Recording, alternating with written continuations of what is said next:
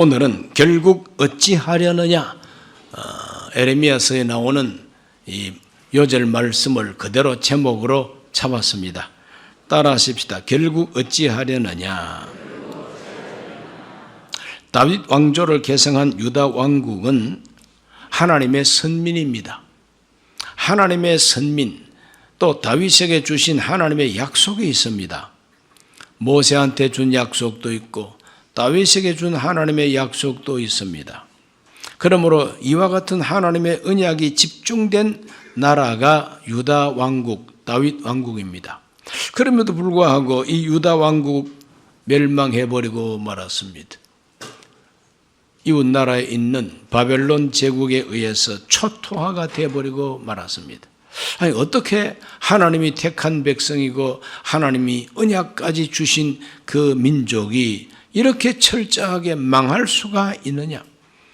예루살렘 성전 정말 멋있게 돌 가지고 황금을 가지고 레바논 백향목을 가지고 문짝을 만들고 정말 잘 건축했는데 다 무너져 버리고 말았습니다. 폐허가 되어버리고 말았습니다.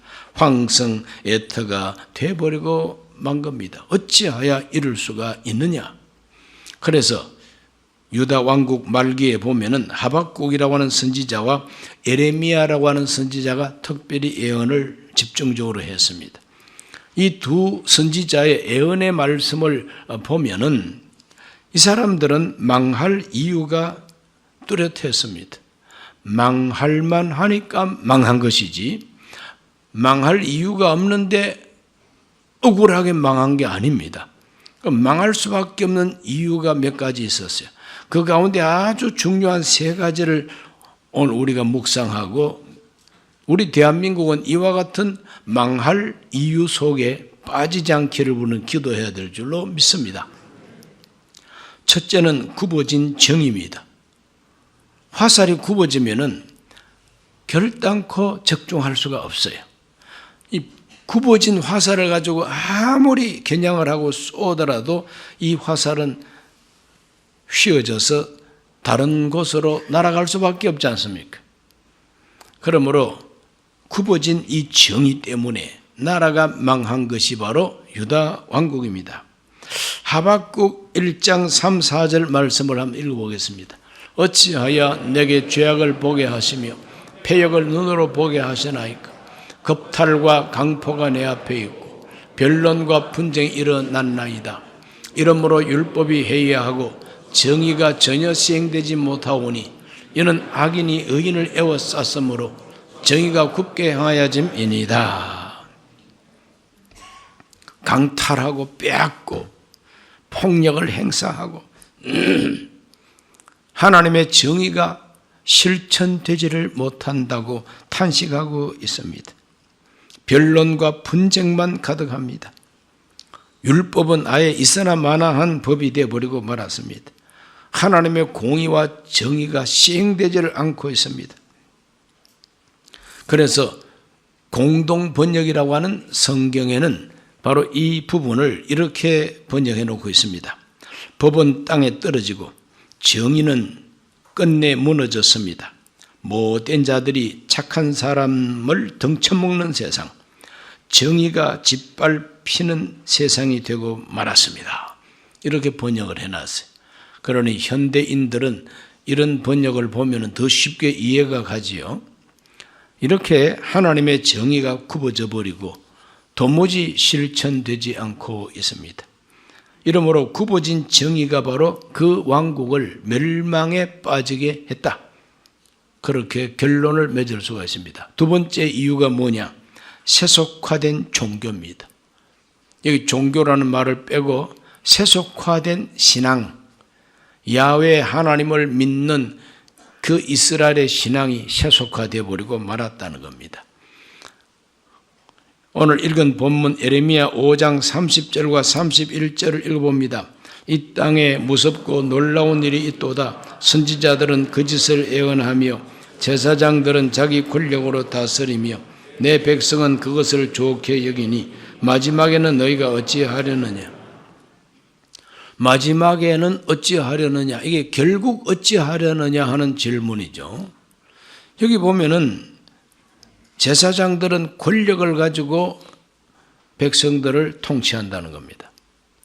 제사장들은 자기들의 권력을 가지고 통치할 것이 아니라 하나님의 말씀을 가르치고 하나님께서 주신 그 말씀을 가지고 백성들을 바로 이끌어 나가야 할 직분자가 제사장입니다. 그런데 제사장이 자기들의 어떤 권력을 가지고 백성들을 이와 같이 다스린다는 것입니다.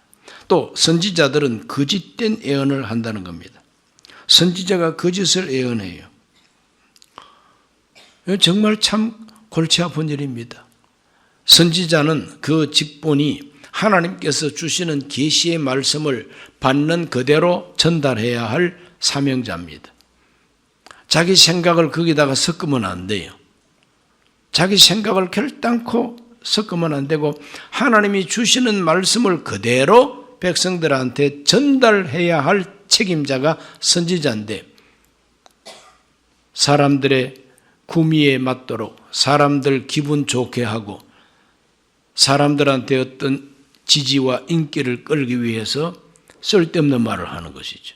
이게 바로 거짓 선지자입니다. 이것이 바로 세속화된 종교입니다.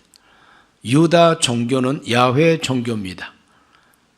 모세를 통해서 주신 오경 율법을 근간으로 하는 철저히 말씀의 종교가 바로 유대교입니다. 그런데 이 유대교가 하나님 앞에서 빗나갔습니다. 세속화가 되어버리고 말았습니다. 제사장들도 인간적인 어떤 권력을 가지고 다스리고 선지자들은 거짓말하고 참 잘못됐지요. 그래서 세속화된 종교라고 표현할 수가 있습니다. 일반 백성들의 신앙도 세속화되어 버렸어요. 세속화된 그 민중신앙은 무엇이냐? 우상숭배입니다. 하늘의 여신을 숭배했다고 성경이 말합니다. 하늘의 여신을 숭배해버려요. 백성들의 목자가 되어야 할, 이 백성들을 위해서 하나님 앞에서 파수꾼이 되어야 할 종교 지도자들은 짓지 못하는 개가 됐다고 이사야가 예언했습니다. 이사야 56장 10절과 11절을 다 같이 한번 읽어보겠습니다. 이스라엘의 파수꾼들은 맹인이요 다 무지하며 벙어리 개들이라. 짓지 못하며 다 꿈꾸는 자들이요 누워있는 자들이요 잠자기를 좋아하는 자들이니. 그래서 잠자기를 좋아하는 자들, 이 개들은 탐욕이 심하여 족한 줄을 알지 못하는 자들이요 그들은 멀지각한 목자들이라. 다 제 길로 돌아가며 사람마다 자기 이익만 추구하며 오라 내가 포도주를 가져오리라. 우리가 독주를 잔뜩 마시자. 내일도 오늘같이 크게 넘치리라 하느니라. 날마다 술에 찌들어 있다는 겁니다. 짓지 못하는 개와 같다는 겁니다. 나라가 망해가는데도 백성들을 깨우기 위하여 짓지도 못하게. 도둑이 오면은 도둑이 왔다고 주인을 깨우기 위해서 짖어야 할 개가 입을 꼭 다물고 있다는 거예요. 그래서 누워있기를 좋아하고 잠자기를 좋아하고 술 마시기를 좋아하고, 이것이 바로 세속화된 종교를 이렇게 선지자들이 꼬집고 예언하고 있는 겁니다. 오늘 우리 한국 기독교는 어떤가? 한국 종교계는 어떤가? 이런 것들을 우리가 생각해 볼 때에 혹여 이런 일은 없을까? 목사들이 강단에서 거짓을 예언하고 설교하고 종교 권력을 가지고 쓸데없이 다스리고 이래 가지고는 하나님의 진노를 피할 길이 없다고 하는 것이 선지자들의 예언이었습니다. 그것을 회개하지 아니함으로 멸망에 던져버린 것이 하나님의 심판이었습니다. 세 번째로 유다 왕국이 망할 수밖에 없었던 이유는 백성들이 어리석었어요. 어리석은 백성. 백성들이 어리석습니다. 어디가 동인지 선지도 모르고 지금 우리가 어디로 끌려가는지도 모르고 솥에 있는 개구리가 가만히 따뜻하니까 정말 따뜻한 줄 알았는데 점점 뜨거워지더니 개구리 탕이 되어버리고 말았다. 백성들이 분별을 하지 못하고 있습니다. 백성들이 분별을 못해요. 뿐만 아니라 이 백성들은 다 우상 숭배가 돼서 하늘의 여왕을 숭배하고, 하늘의 여왕을 숭배하고 해서 과자를 굽고, 애들은 가서 나무 주워오고, 여자들은 반죽을 하고, 남자들은 불 떼고, 그렇게 온 가족이 땀 흘리면서 일을 해가지고 결국 하는 일이 뭐냐? 하늘의 여왕 앞에 과자 구워서 제물 바치는 것이 일이라고 그랬습니다. 그 하늘 여왕이 바로 뭡니까? 우상 숭배인 아닙니까? 별 신을 숭배하는 우상 숭배인 것입니다. 어리석은 백성들입니다.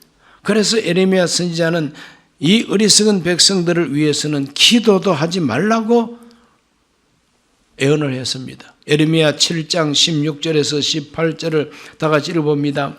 그런즉 너는 이 백성을 위하여 기도하지 말라. 그들을 위하여 부르짖어 구하지 말라. 내게 간구하지 말라. 내가 너에게서 듣지 아니하리라. 너는 그들이 유다 성읍들과 예루살렘 거리에서 행하는 일을 보지 못하느냐? 자식들은 나무를 줍고 아버지들은 불을 피우며 부녀들은 가루를 반죽하여 하늘의 여왕을 위하여 과자를 만들며 그들이 또 다른 신들에게 천제를 부음으로 나의 노를 일으키느니라 그랬어요. 하나님이 어디 계신지, 어떤 신이 참신인지를 분별을 못하는 겁니다. 그냥 하늘 여왕 숭배하면 복 받겠지 그거죠. 이렇게 어리석은 백성들이 우상 숭배에 찌들어버리고 분별력이 없고, 진짜 하나님, 참 하나님, 그 하나님이 주신 말씀을 등 뒤로 던져버리고, 심지어는 어떤 현상이 있습니까? 예레미야 5장 31절 말씀 다시 한번 읽어봅니다. 선지자들은 그 짓을 애언하며 제사장들은 자기 권력으로 다스리며 내 백성은 그걸 좋게 여기니 마지막에는 너희가 어찌하려느냐.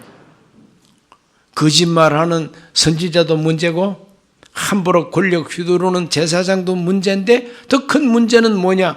그걸 좋게 여기는 백성이 더 큰 문제죠. 그걸 좋게 여긴다는 겁니다. 거짓말을 좋게 여긴다는 거죠. 제사장들이 권력을 남용하는 걸 당연하게 생각하고 좋게 여긴다는 거예요.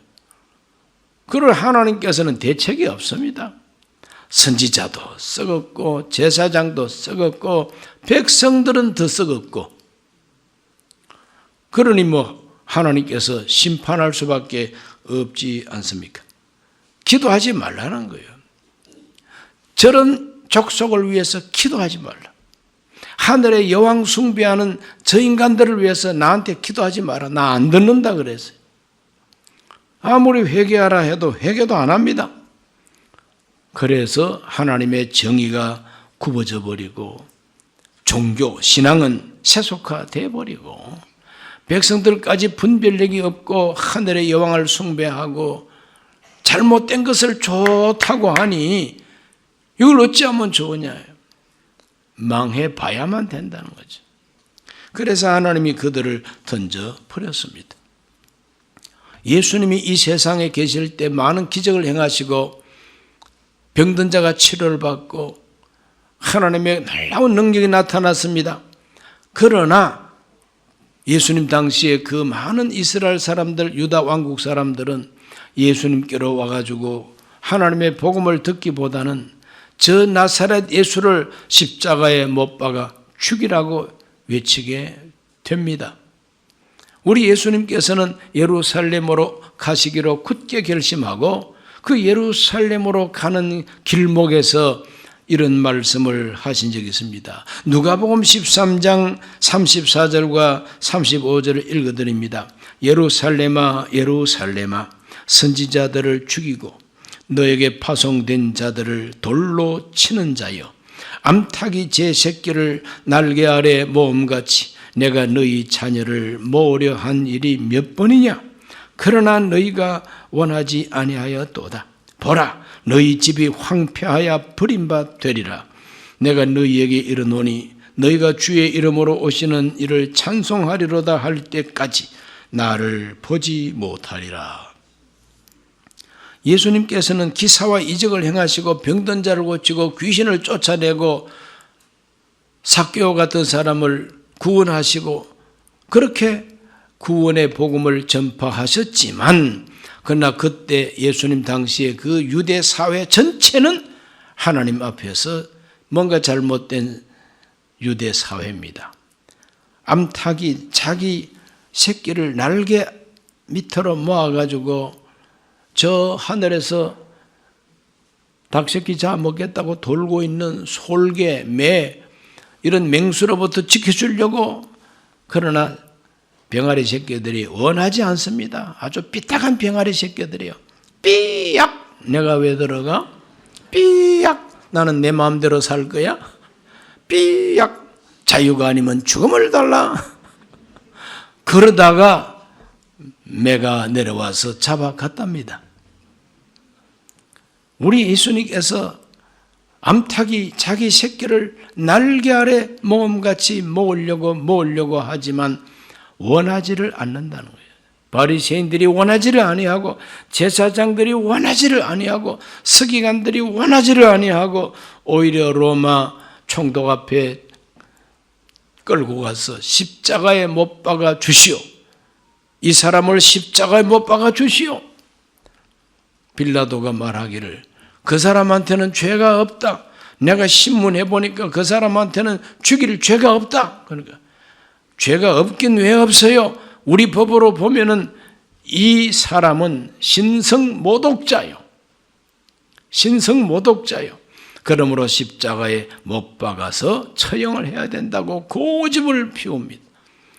그럼 너희들 뜻대로 해줄 테니까 너희들이 책임져. 그러니까 우리와 우리 후손에게 그 핏값을 돌릴지어다 하면서 하나님의 독생자를 십자가에 못 박아 죽여버렸습니다. 그 결과는 AD 70년 로마군이 쳐들어와 가지고 예루살렘 전체를 헐어버리고 성전도 헐어버리고 수많은 유대인들을 인질로 포로로 끌고 가고 인신매매 대상이 되어버리고 온 세계에 흩어져 사는 민족이 되어버리고 말았습니다. 그때가 AD 70년이에요.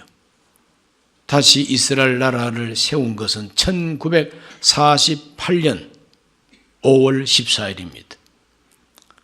얼마나 길고 긴 1800년이 넘는 긴 세월을 나라 없이 떠돌이 민족이요 학살을 당하는 대상이 되기도 하는 이 무서운 박해를 받는 민족이 되어버리고 말지 않았습니까?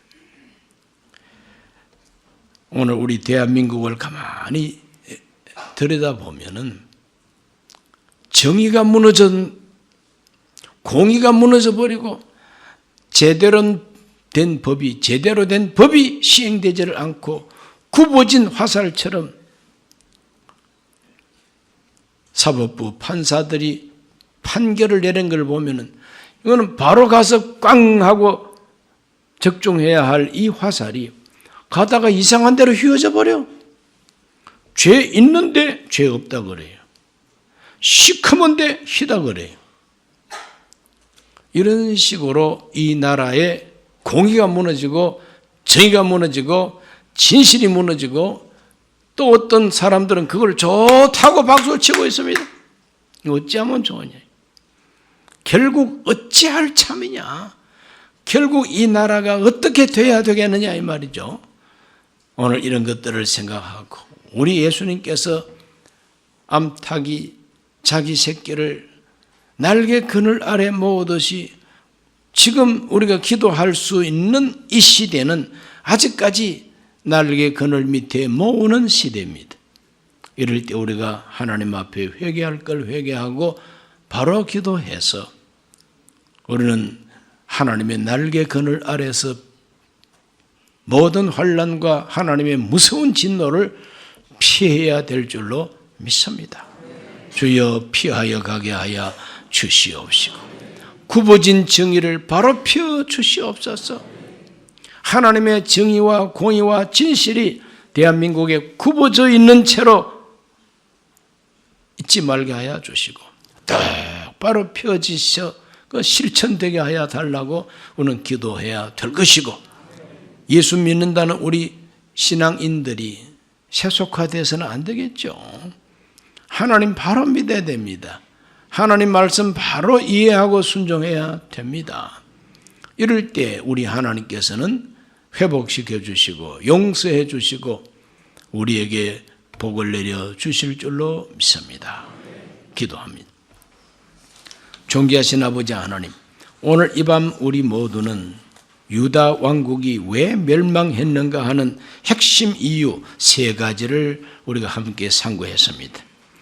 거룩한 공의와 정의가 굽어져 버리고 하나님의 종이라고 하는 제사장과 선자들까지 그 백성들까지 그들의 신앙이 세속화되어 버리고, 아버지 하나님, 아무리 외치고 외쳐도 백성들이 어리석어서 하나님 섬기기를 거부하니 멸망이 호련히 임했습니다. 오늘 대한민국 국민들 정신 차리게 하여 주셔서 암탉이 새끼를 날개 그늘 아래 모으듯이 모을 때에 회개하게 하여 주옵시고 하나님의 날개 그늘 아래로 피하게 하여 주옵소서. 예수님 이름으로 기도하옵나이다. 아멘.